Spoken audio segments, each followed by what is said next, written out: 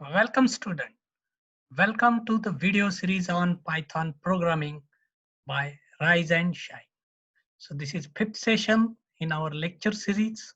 Today we are going to see the information about what do you mean by code editor and IDE, that is integrated development environment.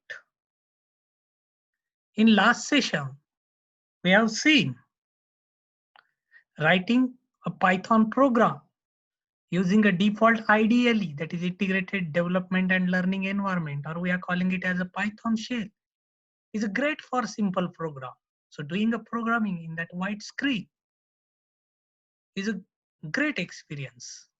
Or we are creating so many files, we are writing the multiple line program and then we are executing that program with command prompt and using a command Python and program name and the Py extension to that program name.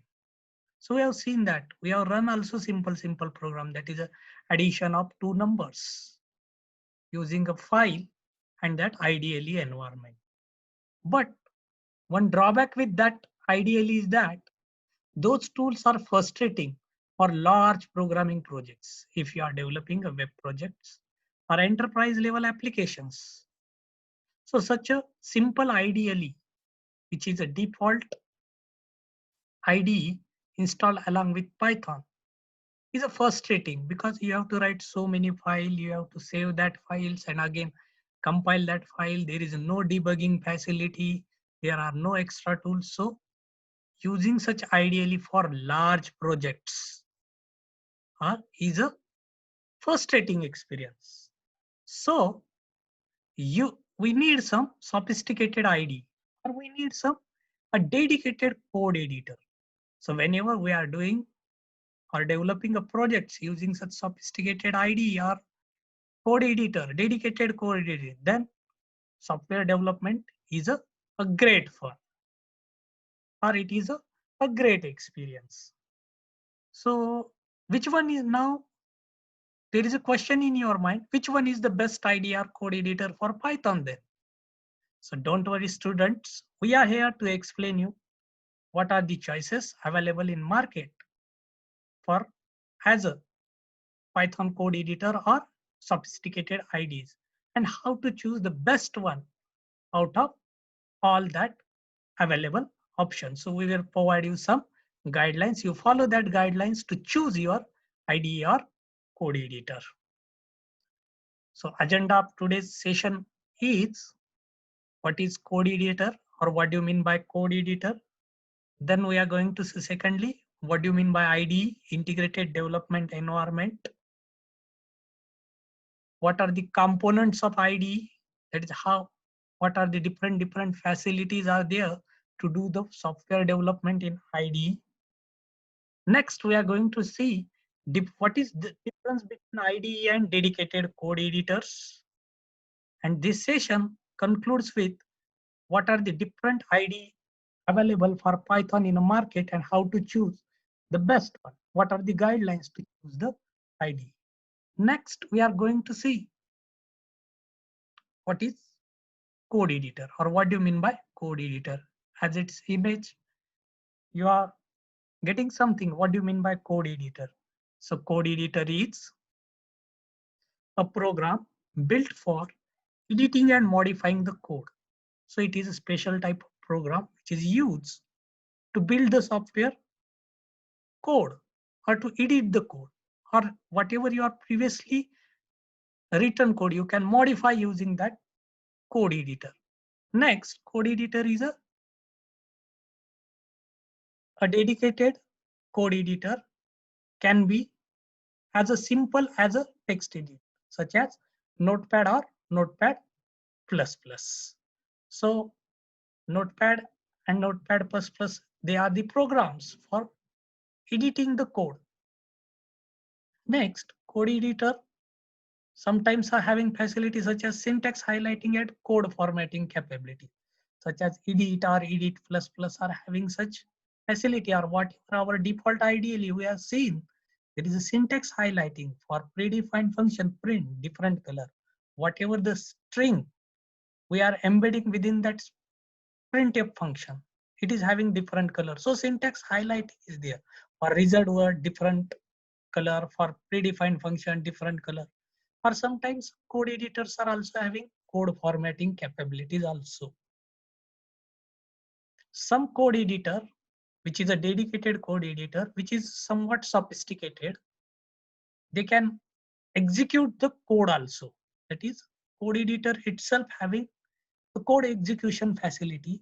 Some code editors are also having the debugger facility also, and some sophisticated code editors are also available in market which interact with source control systems. That is, some standard libraries are also there.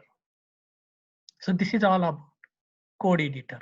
Next, we are going to see then what is IDE, or what do you mean by IDE? IDE, its long form is Integrated Development Environment, which is a single window system which contains so many facilities. So IDEs are the program dedicated for software development.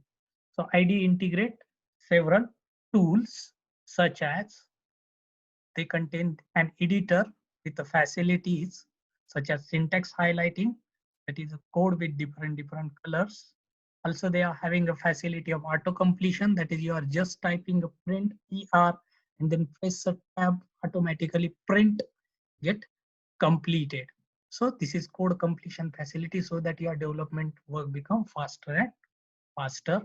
Some these code editors are also, sorry, these IDEs are also having the tools to build the code, to execute the code, and also to debug the code. That is, you can set up the breakpoints, and above that, after that breakpoint, you can execute the statement line by line. There is a debugging facility, that is what is happen in memory, what happens to my program. We can track each and everything line by line to find the bugs in your program. So such debugging facilities are also integrated in such IDE or integrated development environment.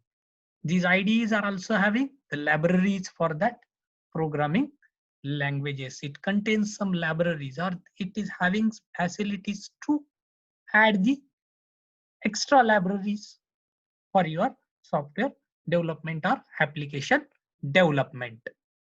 Next, we are going to see then what is the difference between code editor and IDE. They are having some, that is a question in your mind.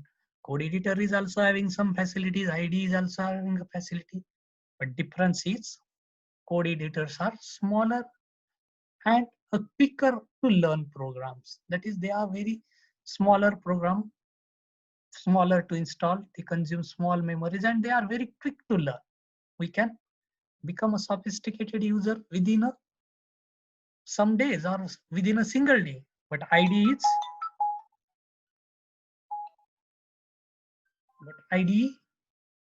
is somewhat complex and lengthy to learn. Somewhat complex, and they are lengthy to learn. That is, to learn whole IDE, you need some days, you need some practice on that IDE. Then you can familiar with all the facilities provided by that IDE. Next difference is you will have to leave the editor to run and debug the code, or to visualize the UI. So whenever you want to execute the code, we have seen in ideally, if you want to run that program, you have to go for command prompt, then execute Python command. So debugging facility, again, you have to go to another, or to see the output, or to visualize the UI, you have to leave that editor, leave that program, and you have to see the output. But this is not the case with IDE.